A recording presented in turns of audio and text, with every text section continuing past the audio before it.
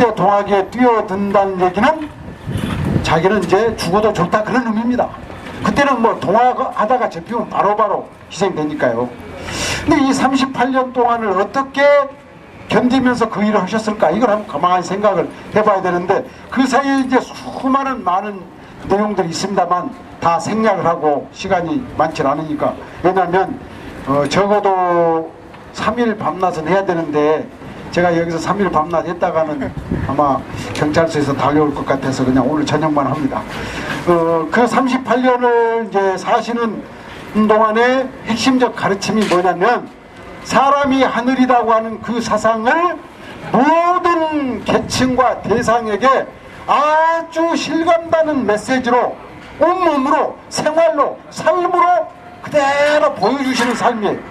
이제 하나를 예를 들어보면은 1880년대에 청주를 지나시다가 수배자의 삶입니다.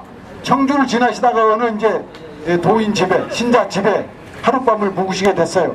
저 건너방에서 밤늦게까지 찰가닥 하는 소리가 들립니다. 그러니까 옆에 모시고 있는 제자 서택순이라는 분한테 묻습니다. 저 건너방에서 나는 소리가 뭐냐? 아니요, 제 며느리가 배를 짜는 소리입니다. 배 짜는 소리입니다. 이제 이런 말씀을 합니다. 그럴 때 이 해월 선생님이, 야, 어떻게 저 소리가 너 귀에는 배 짜는 소리로 들리냐? 그렇게 말씀 안 하셨는데 이제 제가 전화를 했더니 그렇게 말씀하시더라고요. 어떻게 그 소리가 배 짜는 소리냐? 하늘님이 배를 짜는 소리다.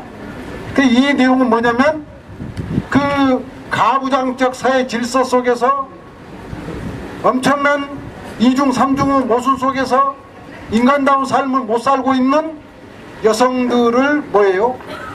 하늘님으로 들어올리는, 하나의 독립된 완성된 인격적 주체로 들어올리는 그 메시지잖아요. 배 짜는 며느리가 하늘님이다. 그러면 그 말을 직접 그 며느리가 한번 들었다고 한번 생각을 해보십시오.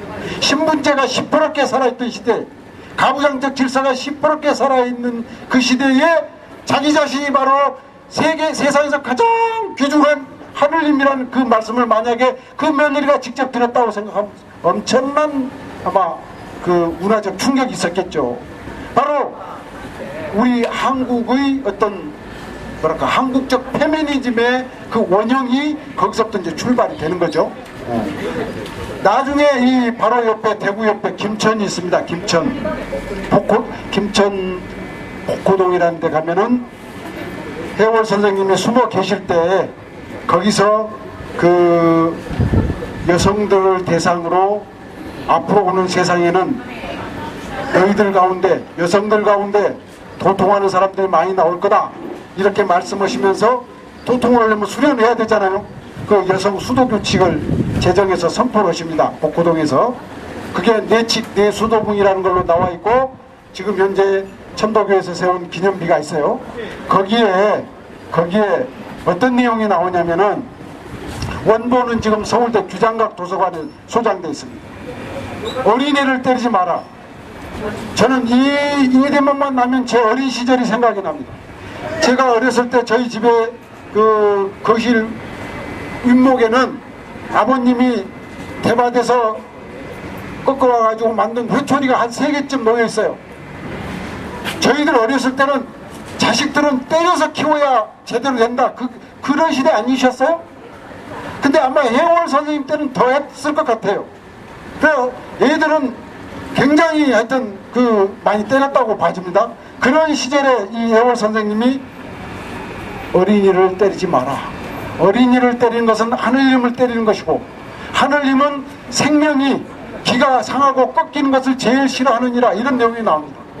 바로 이런 어린이도 하나의 인격적 주체로 선언한 내용이 사실은 서양에서 들어온 게 아니고 우리 안에서, 우리 안에서, 이 땅 안에서 솟구칩니다. 그래서 그것을 나중에 손병희 선생님과 사이가 되셨던 방정환 선생님과 또 자기 자식한테도 죽을 때까지 존대어를 쓰셨다고 하는 소춘 김기전 선생님이라는 분이 우리나라 근대 어린이 인권운동을 시작하게 되죠.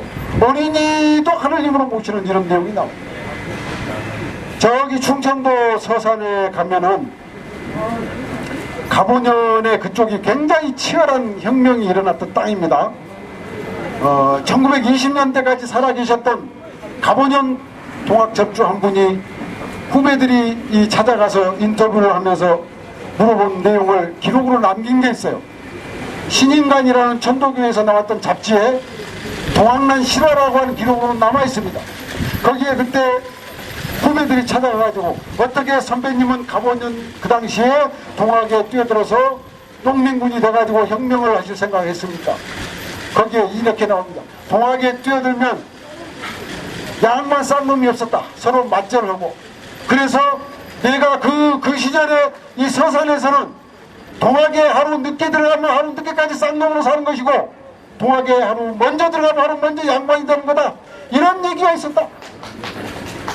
그러니까 뭐냐면은 이 120년 전에 동학은 완전한 평등 공동체였다는 거죠. 신분, 계급 이런 것에 관계없이. 바로 그러기 때문에 내가 이 동학에다 목숨을 걸었다, 이런 내용이 나옵니다. 그 다음 두 번째 또 어떤 내용이 나오냐면, 동학에 뛰어들면 굶는 사람이 없었다. 이제 협동조합하고도 관련이 되는 내용입니다. 동학에 뛰어들면 굶는 사람이 없었다. 왜? 있는 사람들이 다 내가지고 없던 사람들 다 먹여줬기 때문에. 이걸 이제 동학에서는 유무상자라고 합니다. 유는 있을 유자요, 무는 없을 무자요, 상은 서로 상자요, 자는 바탕자, 도움을 줄 자, 자본주의 때 그 자자, 유무상자. 그럼 보통 우리는 유는 부자고 무는 가난한 자 이렇게 생각하는데 그게 아니더라고요. 한 30년 동안 공부를 해봤더니 뭐냐면, 저같이 먹물들은요, 몸노동 못해요. 일 못해요. 그러면 일은 누가 해줍니까? 못 배웠어도 그 못 배운 사람은 저보다 훨씬 몸노동을 잘하잖아요. 몸으로 간직하고 있는 이 지식이라는 게 엄청난 게요.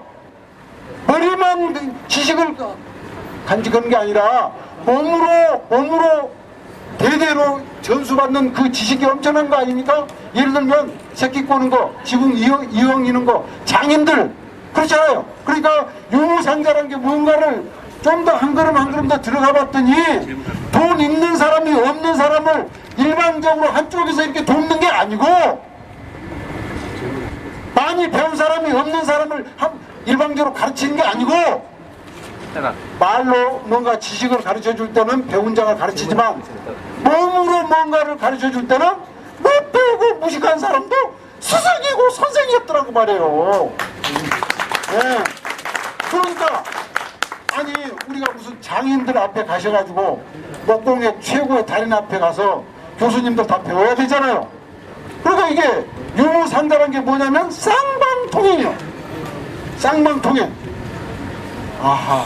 바로 그런 평등 공동체에다가 유무상자라고 하는 뭐랄까 경제적 생활에 대한 공동체, 이런 것들이 이루어졌기 때문에 그 엄청난 탄압과 엄혹한 시절에도 동학이 견딜 수 있었더라고 말이에요. 일종의 동학은 그 자체가 해방구였더란 말이에요. 제 꿈은 뭐냐? 대한민국에 한 10,000개 해방구만 만들면 끝날 것 같아요. 이 대구 바보주막도 하나의 해방구 아닙니까? 이 안에서 신분과 계급과 재산과 남녀 뭐 이런 것이 없이 완벽한 서로가 서로를 하늘 힘으로 모시는 그런 공동체가 이 땅에서 이미 120년 전에 이루어지고 있었고, 그것이 바로 가보년 1894년에 혁명의 에너지로 분출됐었던 거라, 그런 생각을 해보는 거죠.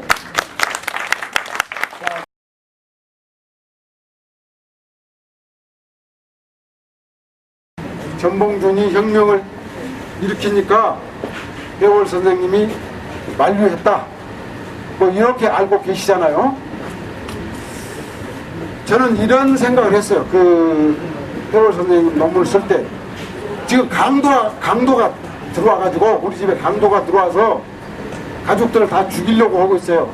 근데 강도가 들어오기 전에 형제간에 뭐가 의견 차이가 있어갖고 형님하고 동생이 싸우고 있었어요. 그런데 강도가 들어왔어요. 그 강도가 들어와서 가족들을 다 죽이려고 하는데도 형제가 서로 이해관계가 다르다고 싸우고 있을까? 이게 제가 해월 선생님하고 전봉준의 관계를 생각하는 아주 소박한 의문이었어요. 저는 아닐 거다. 우선 답을 먼저 내렸어요. 아닐 거다. 왜? 인지상정이니까. 그건 강도란 놈이 더 나쁘지 어떻게 형제 간의 갈등이 더 큰 거냐. 그러니까 강도 들어왔으면 잠시 싸움을 멈추고 강도를 쫓아내고 싸우더라도 그 다음에 싸울 거다, 이런 생각을 하면서 해월과 전봉준 그 두 분의 어떤 관계를 새롭게 밝히려고 하는 것들을 이제 찾기 시작했어요. 그랬더니 백범 김구 선생님의 자서전 백범일지가 있잖아요.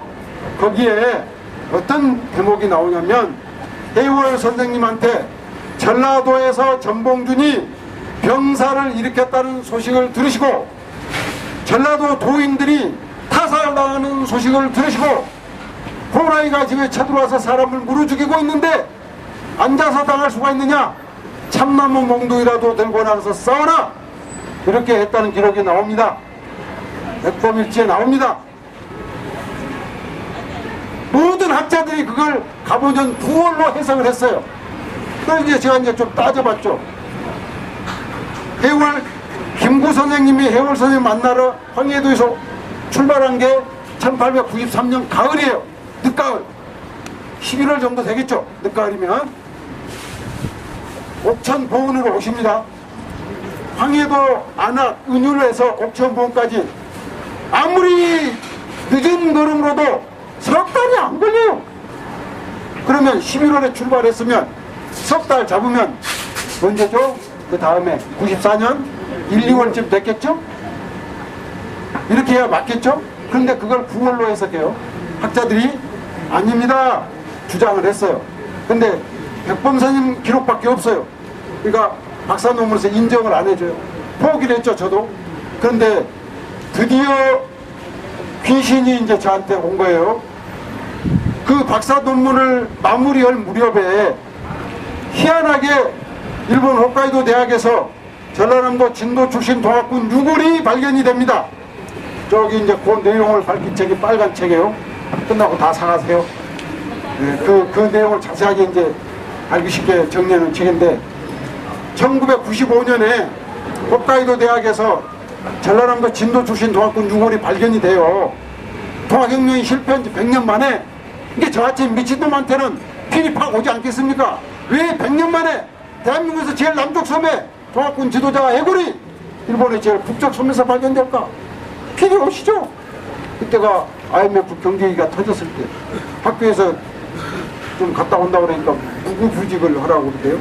그래서 조사를 가가지고 결국은 이제 4년 동안은 이제 조사를 하는데, 그 6월의 영령의 어떤 이끌림에 의해서 1997년부터 4년 동안을 일본에 보관되어 있는 동학혁명 자료를 대한민국 학자 최초로 국회도서관 자료, 방위연구소 도서관 자료, 또 외교사령관 자료, 일본 공문서관 자료 등등등등등등, 이걸 제가 4년 동안 일본서 그 동학 자료를 다 뒤지게 됐어요.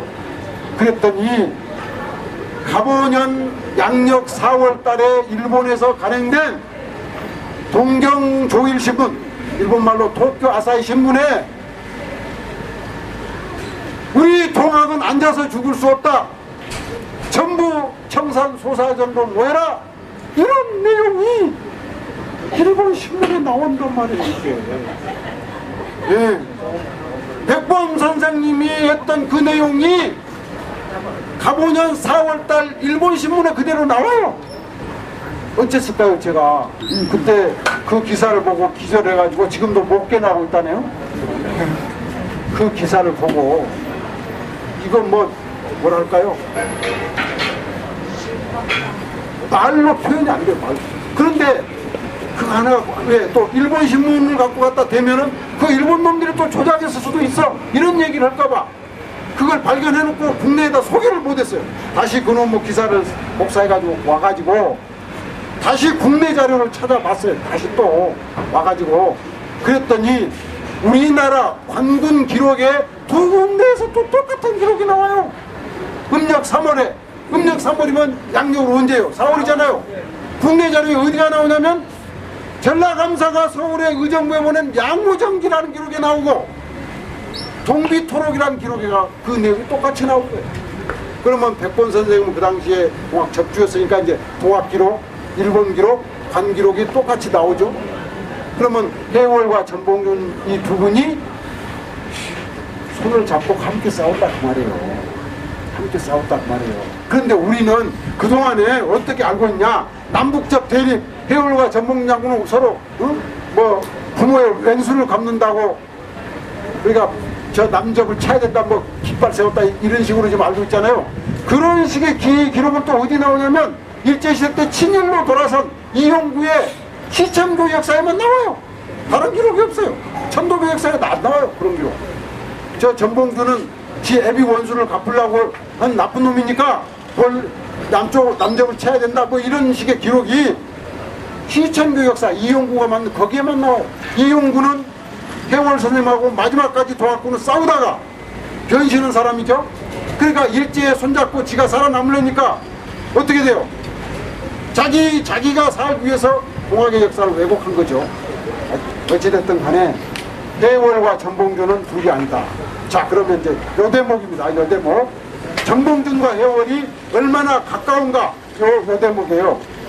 작년 후반기에 제가 동학 공부에 좀 그 후진 양성을 이제 하고 가야 된다라는 압력 아닌 압력들이 많아서 아까도 왔더니 누가 또 압력을 가하더라고요. 이제 후배들한테 맡기라고요. 지금 후배들한테 맡기는 작업을 이제 하고 있는데, 작년에 한 10명하고 같이 전봉준 장군의 최후 진술, 죽기 전에 남긴 최후 진술, 전봉준 공초라고 하는 기록, 서울대 규장각에 남아있는 기록을 전부 복사해다가 6개월 동안 강독을 했어요. 강독.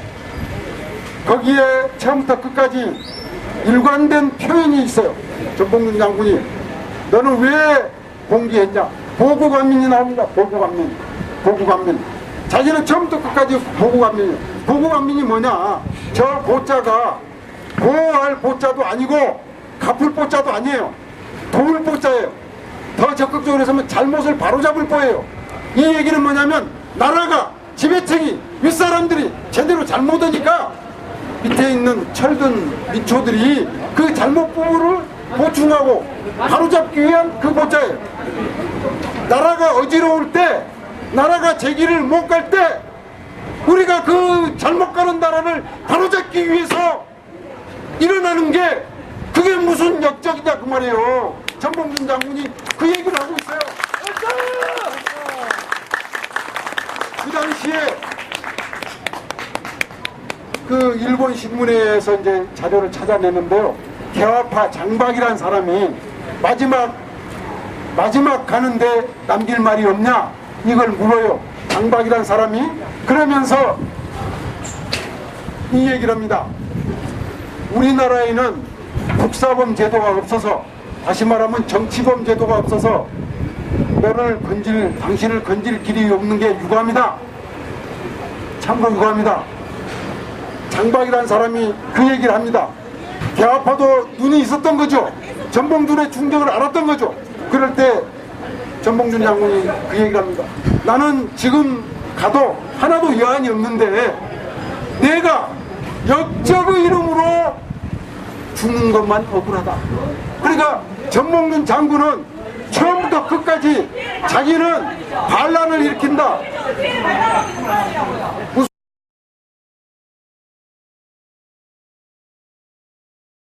그 교토대학 인문과학연구소에서 올 12월에 한일 학자들을 초빙해가지고 동학을 주제로 국제 심포지움을 한답니다.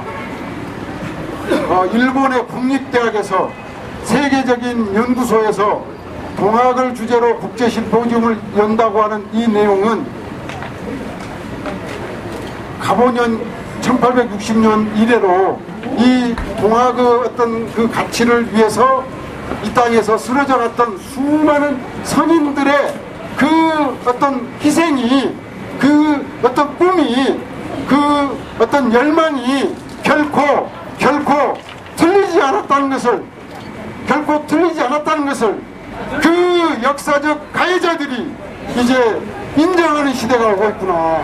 이런 생각을 합니다. 아마 그것이 새로운 역사를 여는 하나의 큰 장이라는 생각이 들어지고요. 그 다음에 두 번째는 일본의 양심이라고 일컬어지는 나카스가 아키라 교수님께서 작년 재작년에 여기를 다 다녀가셨습니다. 한 10년의 그 역사를 통해서 동아혁명의 뿌리가 바로 이 대구요, 경주요, 경상도라고 하는 것들을 그분들이 확인하고 가셨는데, 올해는 그분들이 두 팀이 돼가지고 한국을 찾아오신답니다. 그러니까 어떤 새로운 장이 지금 열리고 있는 것 같습니다. 여러모로 정치, 사회, 경제 모든 면에서 많은 어려움과 어떤 모순이 터져나오고 있지만, 새로운 세상을 향한 열망은 그 어떤 것도 우리들의 그 열망을 결코 무너뜨릴 수 없을 것이라고 저는 생각하고 있습니다. 지난 1세기 동안에 새로운 세상을 열기 위해서 쓰러져 가셨던 그 어른들의 꿈을 저희들이 되살리는 운동을 이 바보 주막을 통해서 더욱더 힘차게 내딛는다면 가까운 시일 내에 저희들이 생각하는 그 새로운 세상이 현실로 다가오지 않을까, 그런 생각을 하면서 오늘의 이 조촐한 행사가, 오늘의 이 조촐한 모임이 우리들이 가고자 하는 그 새로운 세상을 향해서 더욱더 치열하게 살아가리라, 또한 더욱더 치열하게 연대하리라, 더욱더 치열하게 희망의 노래를 부르리라 하는 다짐의 장이 되기를 간절히 염원하면서 제 말씀을 여기서 마무리하도록 하겠습니다.